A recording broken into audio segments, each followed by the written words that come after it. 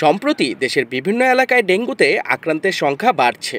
গলাচিপায় ডেঙ্গুতে প্রাণ হারালো এক এসএসসি পরীক্ষার্থী এবং হাসপাতালে ভর্তি আরও 9 জন। গলাচিপা উপজেলার রত্নদী তালতলী ইউনিয়নের বিথি দেবনাথ চলতি বছর এসএসসি পরীক্ষায় অংশ নিয়েছিলেন। শুক্রবার পেটে ব্যথা ও বমি নিয়ে হাসপাতালে ভর্তি হলেও শেষ রক্ষা হয়নি।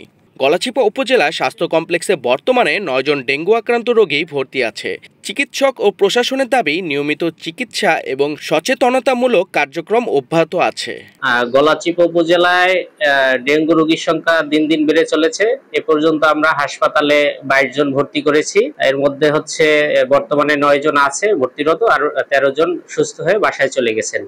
ডেঙ্গুর চিকিৎসা ডেঙ্গুর তো বড় কোনো চিকিৎসা নাই। ডেঙ্গুর জন্য মেইনলি ফলো আপে থাকতে হয় আর কি, যে সিমটোমেটিক চিকিৎসা চলে, সিমটোমেটিক ট্রিটমেন্ট গুলো চলে। প্রশাসন ও স্বাস্থ্য বিভাগ সচেতনতা বাড়াতে কাজ করছে। স্কুল, কলেজ ও জনবহুল এলাকায় লিফলেট বিতরণ ও পরিচ্ছন্নতা অভিযান জোরদার করা হয়েছে।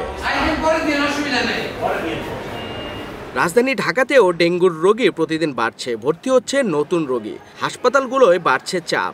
ডেঙ্গু রোগী প্রতিদিনই ভর্তি হচ্ছে, তবে মনে হচ্ছে যে একটু বাড়ছে। গত 2 দিন ধরে ট্রেনটা মনে হচ্ছে একটু বাড়ছে। ডেঙ্গু প্রতিরোধে সবাইকে বাড়ির আশপাশ পরিষ্কার রাখা, জমা পানি সরিয়ে ফেলা এবং যে কোনো উপসর্গ দেখা দিলে দ্রুত চিকিৎসা নেওয়ার পরামর্শ দিচ্ছেন বিশেষজ্ঞরা।